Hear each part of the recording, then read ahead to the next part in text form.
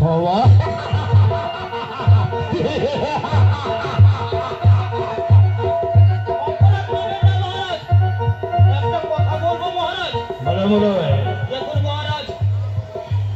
রাজকুমার যদি সুস্থ হয়ে যায় আবার ছুটে যাবে ওই বেদের মেয়ের কাছে, তার থেকে আপনি আমাকে অনুমতি করুন কিছু লোকজন নিয়ে গিয়ে না ওই ব্যাগ বস্তুতে আমি আগুন ধরে চালিয়ে দেবো। এই যে যুবতী তুমি স্থির করেছো মনে হয়, তবে আর হয়তো দেরি নয়। এই মুহূর্তে শুনে যাও সেই ধানের বস্তুকে, সঙ্গে নিয়ে যাও হাজার হাজার সৈন্য সমস্ত ব্যাগ বস্তুতে গিয়ে করে পুড়ে খাও, আগুন জ্বালিয়ে ছাই করে দাও। সেই আগুনের লেলিহান শিখায় বেদের চলে পড়ে যা দেখে মনে যাবে তারা অট্ট হাসি।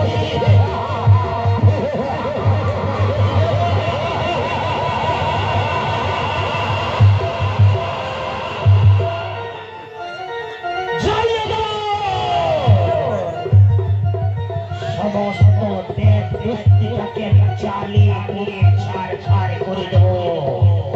কোথায় থাকবে বেদের মেয়ে, আর কোথাও থাকবার স্থান হবে না।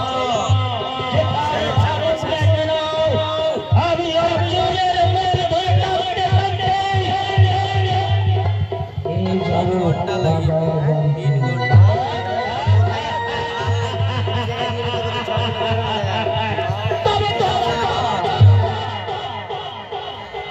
মন্ত্রী পুত্র মলা।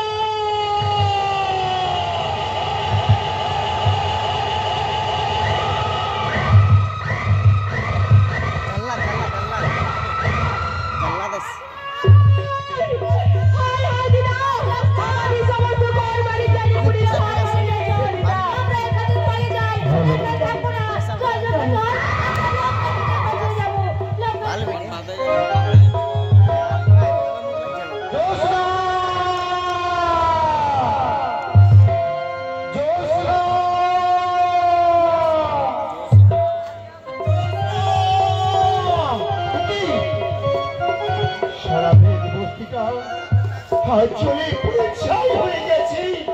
তুমি কি আমার আমি কি ভাবছি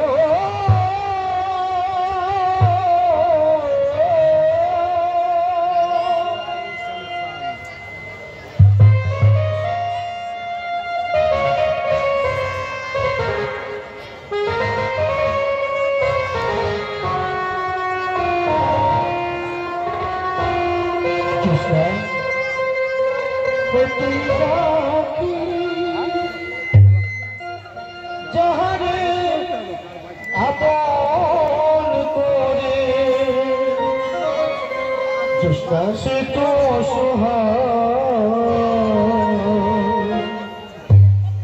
मोहनीर महानो के दे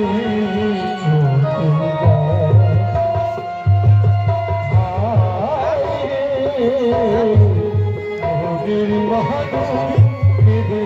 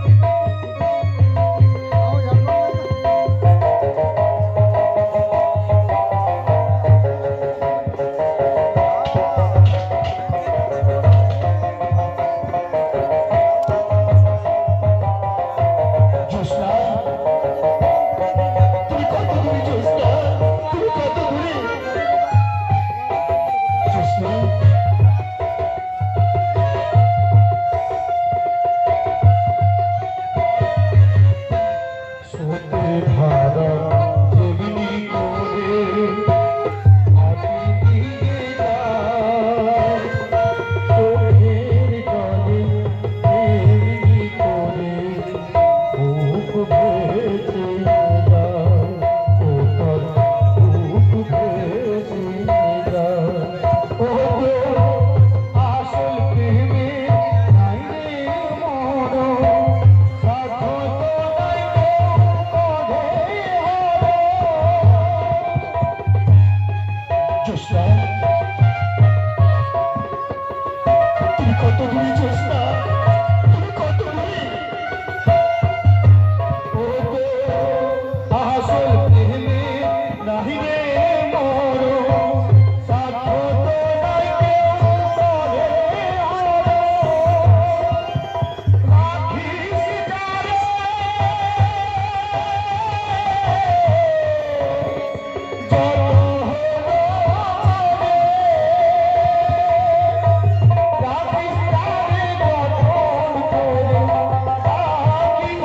যারে যত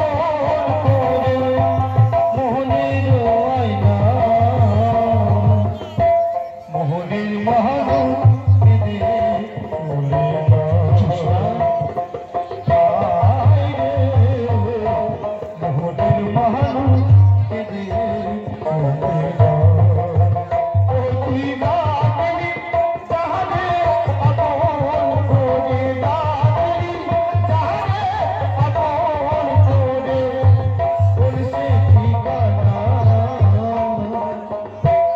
মোহনের মহানু কেঁদে তুমি যাও, জ্যোৎস্নায় রে মোহনের মহানু কেঁদে তুমি যাও, হায় রে মোহনের মহানু কেঁদে তুমি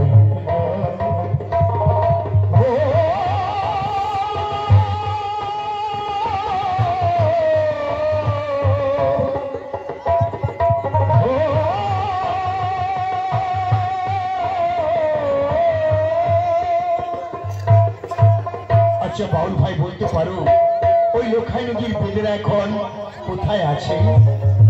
ওরা আছে লক্ষা নদীর ওপারে। তাই নাকি? ওই পথটা আমায় দেখাতে পারবে? এসো, আমি ওদের পথ দেখিয়ে দিচ্ছি। বেশ, তাই চলো।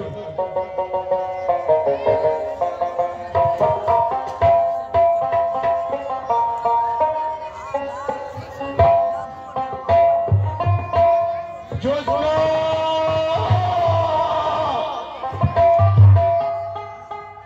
জ্যোৎস্না,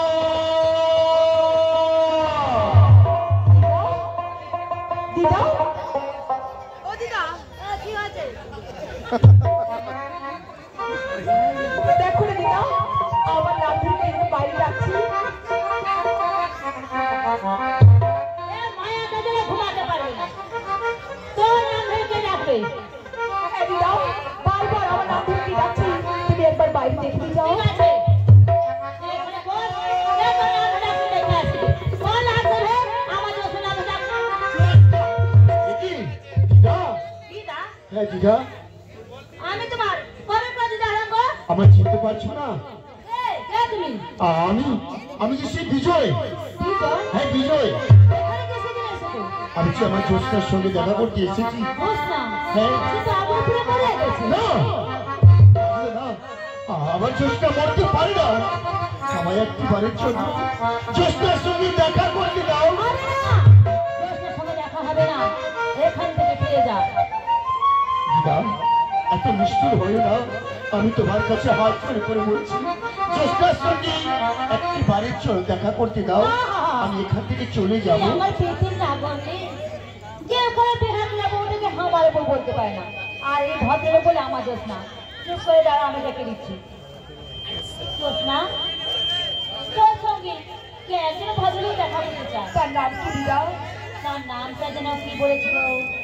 বিজয়। বিজয় দিদা, আমি এক্ষুনি তার সঙ্গে দেখা করতে যাবো দিদা। যাবি? 100 বার যাবি, কিন্তু দুটো কাজ করতে হবে। বলো দিদা, কি কাজ? অপমানের প্রতিশোধ আর তোর মাথা থেকে রক্ত ধরা পুরস্কার তুই আদায় করে আনবি। জ্যোৎস্না, জ্যোৎস্না, আমি তোমাকে অনেক খোঁজ করেছি জ্যোৎস্না, তুমি বিশ্বাস করো আমি তোমাকে অনেক খোঁজ করেছি।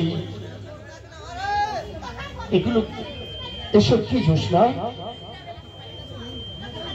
এগুলো আপনার পুরস্কার। আমার পুরস্কার? হ্যাঁ, একদিন আপনি ইজ্জত বাঁচিয়েছিলেন, একদিন আপনি আমার মান সম্মান বাঁচিয়েছিলেন। জ্যোৎস্না, এগুলো তারই পুরস্কার।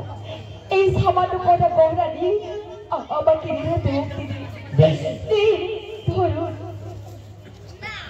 তাই হোক জ্যোৎস্না, আজকে তোমার পুরস্কার গ্রহণ করে আমি যেমন তোমার ঋণ হতে মুক্ত করলাম, তেমনি আমার পুরস্কার গ্রহণ করে আমায় ঋণ হতে মুক্ত করো। কিভাবে? যাকে তুমি প্রাসাদে দাবি করেছিলে সে এখন তোমারই সম্মুখে। আমি তোমার পুরস্কার যেভাবে দুহাত পেতে গ্রহণ করেছি, তেমনি আমার পুরস্কার দুহাত পেতে গ্রহণ করো। না, আমরা গরিব ছোট জাত, ওই পুরস্কার আমাদের কপালে সইবে না। জ্যোৎস্না, তুমি এখান থেকে চলে যাও, তোমার সঙ্গে আমার কোনো সম্পর্ক নেই, কোনো সম্পর্ক নেই। না জ্যোৎস্না, না, মুখে তুমি তাড়িয়ে দিলেও তোমার অন্তরের ভালোবাসা আমায় কখনো তাড়াতে পারে না জ্যোৎস্না। সেই ভালোবাসা জন্য আমি তো তোমার আপন করে পেতে দিয়েছিলাম রাজকুমার, জ্যোৎস্না, কিন্তু এই গরিব পেটের ভালোবাসা ওই প্রাসাদে ঠাঁই পায়নি, ঠাঁই পেয়েছে আমার কপালে লাল দাদা রক্তি। আর সেই লাল তাজা রক্তের মতন সিঁদুর আজকে তোমার স্মৃতি পরিয়ে দিয়েই নিয়ে যাব আমি আমার রাজপ্রাসাদে, রাজপ্রাসাদে।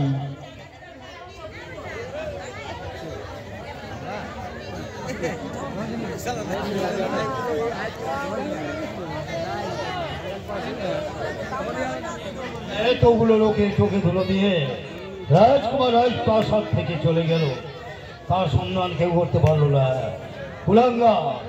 কুলাঙ্গার পুত্র সামান্য একটা বেদের মেয়েকে বিয়ে করে রাজ্যের মান সম্মান ঐতিহ্য সব ধুলাসুদের মান করে দিয়েছে।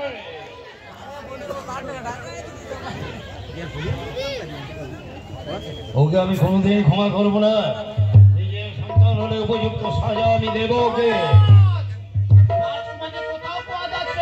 যাও, এই মুহূর্তে দ্রুত গাড়ি। যাও, এই মুহূর্তে রাজ্যে চতুর্দিক ভ্রমণ করে দেখো কোথায় পাওয়া যায়, আর তাকে আমার সামনে নিয়ে এসো।